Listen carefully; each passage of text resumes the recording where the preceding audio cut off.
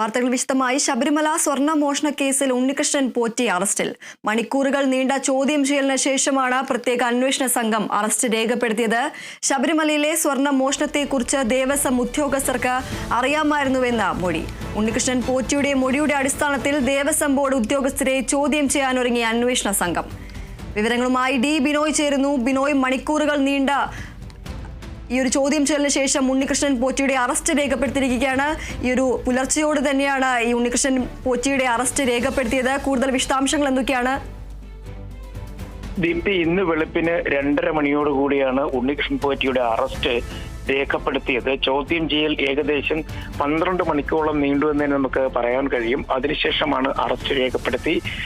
ഒപ്പം വൈദ്യപരിശോധനകൾ പൂർത്തിയായി കഴിഞ്ഞിരിക്കുന്നു. രാവിലെ ഇവിടെയുള്ള കുറച്ച് ജോലികൾ കൂടി പൂർത്തിയായി കഴിഞ്ഞതിന് ശേഷം റാന്നി കോടതിയിലേക്ക് കൊണ്ടുപോകും എന്നുള്ള വിവരമാണ് നമുക്ക് അറിയുവാൻ കഴിയുന്നത്. കാരണം ശബരിമല ഉൾപ്പെടുന്ന പ്രദേശങ്ങളെല്ലാം തന്നെ റാന്നി കോടതിയുടെ പരിധിയിൽ വരുന്നതാണ്. അതുകൊണ്ട് ആ കോടതിയിലാക്കും ഹാജരാക്കുക.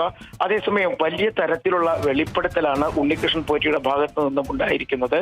അത് ഈ സ്വർണ്ണക്കൊള്ളയുമായി ബന്ധപ്പെട്ട് ഈ ഉദ്യോഗസ്ഥരുടെ പങ്ക് ഇതിൽ ഏറ്റവും കൂടുതൽ അന്വേഷണ സംഘത്തിനെ കുഴപ്പത്തിലാക്കിയ ഒരു വിഷയം ഈ 1998 മുതൽ 2024 വരെയുള്ള സ്വർണത്തിന്റെ കണക്കും അതുമായി ബന്ധപ്പെട്ട മഹസറുകളിലെ പൊരുത്തക്കേടുകളും ഒക്കെയായിരുന്നു.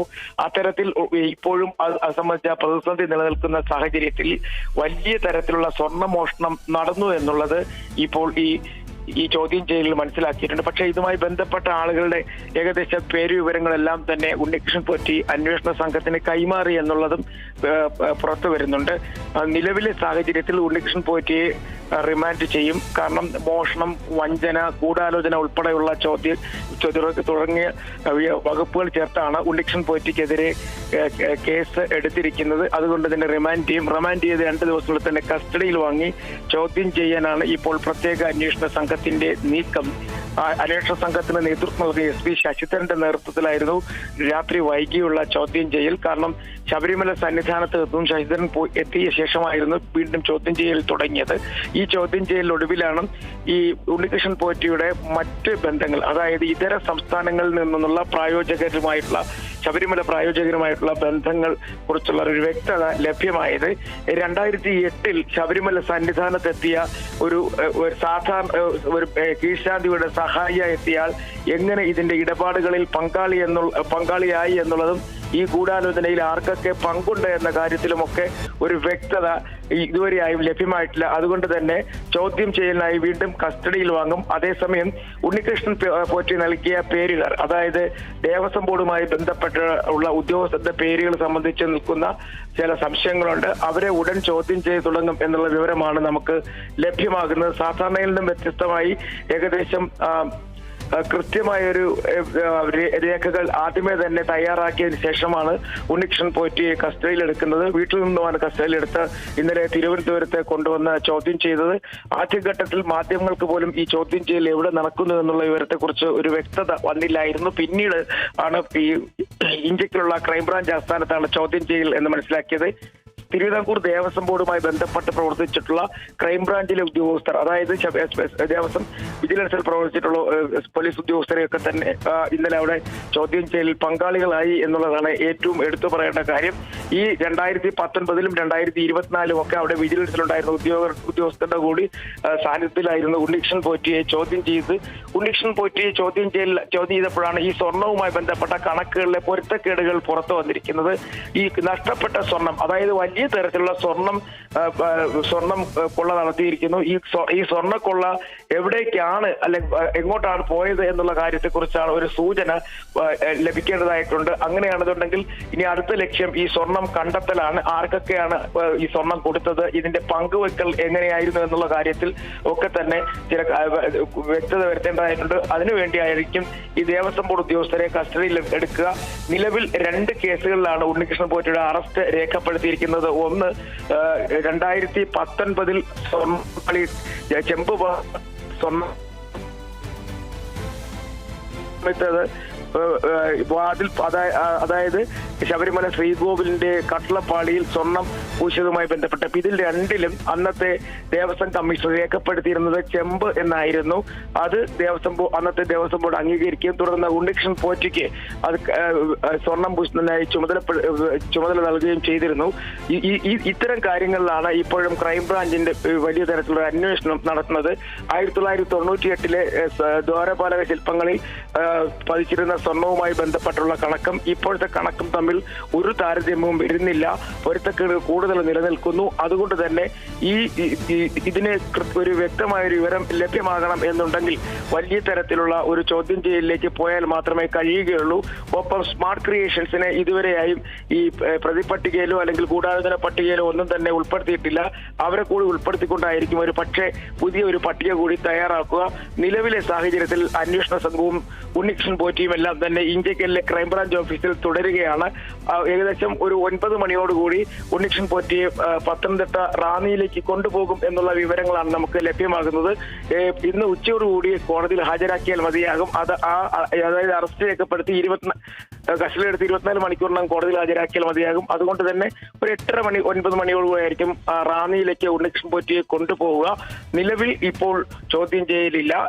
ഉദ്യോഗസ്ഥർ അവരുടെ രേഖകൾ തയ്യാറാക്കുന്ന റിമാൻഡ് റിപ്പോർട്ട് തയ്യാറാക്കുന്ന തിരക്കിലാണ്. റിമാൻഡ് റിപ്പോർട്ട് ഉൾപ്പെടെയുള്ള കാര്യങ്ങൾ തയ്യാറാക്കിയതിനു ശേഷമായിരിക്കും നേരെ ഇവിടെ നിന്നും റാന്നിയിലേക്ക് കൊണ്ടുപോവുക. നിലവിൽ പ്രത്യേക അന്വേഷണ സംഘത്തിന്റെ ക്യാമ്പ് ഓഫീസ് എങ്ങും പ്രവർത്തനം ആരംഭിച്ചിട്ടില്ല. ഒരു പക്ഷേ ഇന്നോ നാളെയോ അത് സംബന്ധിച്ച് അന്തിമ തീരുമാനത്തിലേക്ക് എത്തും. കാരണം കൂടുതൽ പേരെ ചോദ്യം ചെയ്യാനുള്ളത് കൊണ്ട് തന്നെ ഒരു പ്രത്യേക സ്ഥലം ഇതിനായി കണ്ടെത്തും. അതൊരു പക്ഷേ പത്തനംതിട്ട ആയിരിക്കും. അതിൽ വിവരങ്ങളെല്ലാം തന്നെ രഹസ്യമായി സൂക്ഷിക്കാനാണ് ഇപ്പോഴത്തെ തീരുമാനവും. ബിനോയ്, അതുപോലെ തന്നെ ഈ ഉണ്ണികൃഷ്ണൻ പോറ്റിയുടെ മൊഴിയുടെ അടിസ്ഥാനത്തിൽ ഈ ദേവസ്വം ബോർഡ് ഉദ്യോഗസ്ഥരെ ചോദ്യം ചെയ്യാൻ അടക്കം ഈ അന്വേഷണ സംഘം ഒരുങ്ങുന്ന ഒരു സാഹചര്യമുണ്ട്. അതുപോലെ തന്നെ ഈ ഒരു സംഭവത്തിൽ കൃത്യമായ ഒരു ഗൂഢാലോചന നടന്നിട്ടുണ്ട് എന്നടക്കമുള്ള കാര്യങ്ങൾ കണ്ടെത്തിയിട്ടുണ്ട്. അതുപോലെ തന്നെ എടുത്തു പറയേണ്ട ഒരു കാര്യമാണ് ഈ കൽപേഷ് എന്ന ആൾ ആരാണ്, അല്ലെങ്കിൽ ഇയാളുടെ ഒരു ഭാഗം എന്താണ്, ഈ ഒരു സംഭവത്തിൽ എന്താണ് അയാളുടെ ഒരു പങ്ക് എന്നടക്കമുള്ള കാര്യങ്ങളിൽ അന്വേഷണം ആവശ്യമുണ്ട്. അത് സംബന്ധിച്ച കൂടുതൽ വിശദാംശങ്ങൾ എന്തൊക്കെയാണ്? ഉണ്ണികൃഷ്ണൻ പോറ്റിയുടെ ഒരു സഹപ്രായോജകനായി ശബരിമലയുമായി ബന്ധപ്പെട്ട് പ്രവർത്തിച്ചിരുന്ന ഒരാളാണ് കൽപേഷ്. കൽപേഷ് വഴിയാണ് സ്മാർട്ട് ക്രിയേഷൻസും ഉണ്ണികൃഷ്ണൻ പോറ്റിയുമായുള്ള ബന്ധം തുടങ്ങുന്നത് എന്നുള്ള വിവരങ്ങളാണ് ഇപ്പോൾ നേരത്തെ ദേവസ്വം വിജിലൻസ് റിപ്പോർട്ട് കിട്ടിയിരിക്കുന്നത്. അത് സാധൂകരിക്കുക സംബന്ധിച്ചുള്ള രേഖകൾ ഇപ്പോഴത്തെ അന്വേഷണ സംഘത്തിനും കിട്ടിയിട്ടുണ്ട്.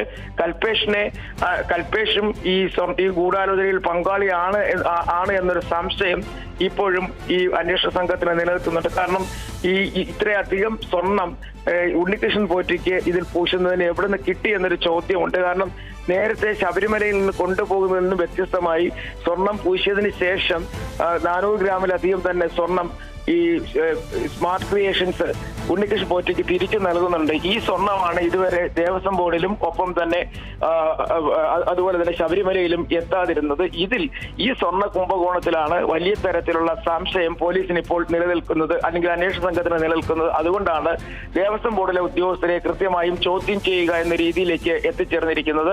ദേവസ്വം ബോർഡ് ഉദ്യോഗസ്ഥരെ കൃത്യമായും ചോദ്യം ചെയ്യും എന്നുള്ളത് ഉറപ്പാണ്. ഒരു പക്ഷേ ഇന്നത്തെ ഉണ്ണികൃഷ്ണൻ പോറ്റിയുടെ റിമാൻഡ് ഉൾപ്പെടെയുള്ള നടപടിക്രമങ്ങൾക്ക് ശേഷമായിരിക്കും ഉണ്ണികൃഷ്ണൻ പോറ്റിയുടെ ഈ റിമാൻഡ് ഉൾപ്പെടെ നടപടികൾക്ക് ശേഷമായിരിക്കും ദേവസ്വം ബോർഡ് ഉദ്യോഗസ്ഥരിലേക്ക് ചോദ്യം ചെയ്യൽ കടക്കുക. എന്തായാലും അവരെ ചോദ്യം ചെയ്യാതെ മുന്നോട്ട് പോകാനാകില്ല എന്ന് വ്യക്തമായി അന്വേഷണ ഉദ്യോഗസ്ഥർക്ക് തന്നെ അറിയാം. നിലവിലെ സാഹചര്യത്തിൽ ഇപ്പോഴും ഒരു പട്ടിക തയ്യാറാക്കിയിട്ടുണ്ടെങ്കിലും ആ പട്ടികയ്ക്ക് അപ്പുറത്തേക്ക് കൂടുതൽ ആളുകളെ ഉൾപ്പെടുത്തിക്കൊണ്ട് പോയാൽ മാത്രമേ ചോദ്യം ചെയ്യലിനെ കുറിച്ച് ഒരു പൂർണ്ണത വരികയുള്ളൂ. കാരണം 6 ആഴ്ച സമയത്തിനുള്ള നടപടിക്രമങ്ങൾ ആദ്യഘട്ടം പൂർത്തിയാക്കേണ്ടതായിട്ടുണ്ട്. ഒരു പക്ഷേ അതിനകം പൂർത്തിയാക്കി നൽകാൻ കഴിഞ്ഞാൽ ഹൈക്കോടതിയുടെ നിയന്ത്രണത്തിലാണ് ചോദ്യം ചെയ്യൽ നടക്കുന്നത്. അതുകൊണ്ട് തന്നെ അത് ഒരു പക്ഷേ ചിലപ്പോൾ ഈ സമയം നീട്ടിക്കൊടുക്കാൻ സാധ്യത. എന്തായാലും ദേവസ്വം ബോർഡ് ഉദ്യോഗസ്ഥരുടെ പങ്കും ഗൂഢാലോചനയും ഈ സ്വർണ്ണക്കൊള്ളയിൽ ഉണ്ട് എന്നുള്ളതിന് വ്യക്തമായ മൊഴി ഇന്നലെ ഉണ്ണികൃഷ്ണൻ പോറ്റി നൽകി എന്നുള്ള വിവരങ്ങളാണ് നമുക്ക് ലഭ്യമാകുന്നത്. ദീപ്തി. ബിനോയ്, അതുപോലെ തന്നെ ഈ ഉണ്ണികൃഷ്ണൻ പോറ്റിയുടെ കസ്റ്റഡി അപേക്ഷ ഇന്ന് പോലീസ് നൽകുമോ? അത് സംബന്ധിച്ച് കൂടുതൽ വിശദാംശങ്ങൾ എന്തൊക്കെയാണ്? തീർച്ചയായും ഇന്ന് തന്നെ ഉണ്ണികൃഷ്ണൻ പോറ്റിയെ കസ്റ്റഡിയിൽ വാങ്ങുന്നതിന് ആവശ്യമായ അപേക്ഷ നൽകും.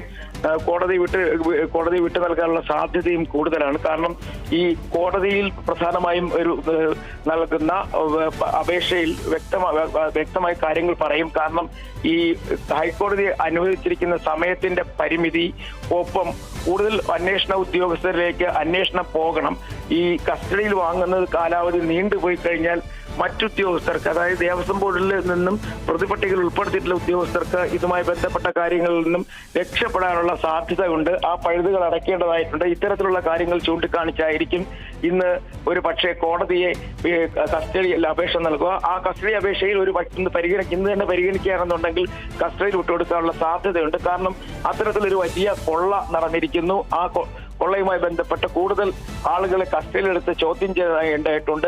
മാത്രവുമല്ല, ഈ ചോദ്യം ചെയ്യുന്ന ഒരു പ്രത്യേകത കൂടിയുണ്ട്. ചിലപ്പോൾ ഒരു പക്ഷേ ഈ ഇതുമായി ബന്ധപ്പെട്ട് പങ്കുണ്ട് എന്ന് സംശയിക്കപ്പെടുന്ന ആളുകളെ ഒപ്പമിരുത്തി, ഉണ്ണികൃഷ്ണൻ പോറ്റിക്ക് ഒപ്പമിരുത്തിയായിരിക്കും ഇനിയുള്ള ചോദ്യം ചെയ്യൽ. അതുകൊണ്ടാണ് ഞാൻ നേരത്തെ സൂചിപ്പിച്ചത്, ഒരു പക്ഷേ ഇതുമായി ബന്ധപ്പെട്ട ക്യാമ്പ് ഓഫീസ് പത്തനംതിട്ടയിലോ അതുമായി ബന്ധപ്പെട്ട പ്രദേശങ്ങളിലോ തുടങ്ങാനാണ് സാധ്യത. കാരണം റാന്നി കോടതിയിലായതുകൊണ്ട് തന്നെ ഇത്രയധികം ദൂരം ഈ ആളുകളെയും കൊണ്ട് ഒഴിവാക്കാനായിരിക്കും ഒരു പക്ഷേ പത്തനംതിട്ട കേന്ദ്രീകരിച്ചുകൊണ്ടുള്ള ഒരു ക്യാമ്പ് ഓഫീസിനെ കുറിച്ച് അന്വേഷണ സംഘം ആലോചിക്കുന്നത്. ശരി. ശബരിമല സ്വർണ്ണ മോഷണ കേസിൽ ഉണ്ണികൃഷ്ണൻ പോറ്റി അറസ്റ്റിലായിരിക്കുകയാണ്. മണിക്കൂറുകൾ നീണ്ട ചോദ്യം ചെയ്യലിന് ശേഷമാണ് പ്രത്യേക അന്വേഷണ സംഘം അറസ്റ്റ് രേഖപ്പെടുത്തിയത്. ശബരിമലയിലെ സ്വർണ്ണ മോഷണത്തെക്കുറിച്ച് ദേവസ്വം ഉദ്യോഗസ്ഥർക്ക് അറിയാമായിരുന്നുവെന്നും മൊഴി നൽകിയിരിക്കുകയാണ്. ഉണ്ണികൃഷ്ണൻ പോറ്റിയുടെ മൊഴിയുടെ അടിസ്ഥാനത്തിൽ ദേവസ്വം ബോർഡ് ഉദ്യോഗസ്ഥരെ ചോദ്യം ചെയ്യാനൊരുങ്ങുകയാണ് അന്വേഷണ സംഘം. ഡി ബിനോയാണ് വിവരങ്ങൾ നൽകിയത്.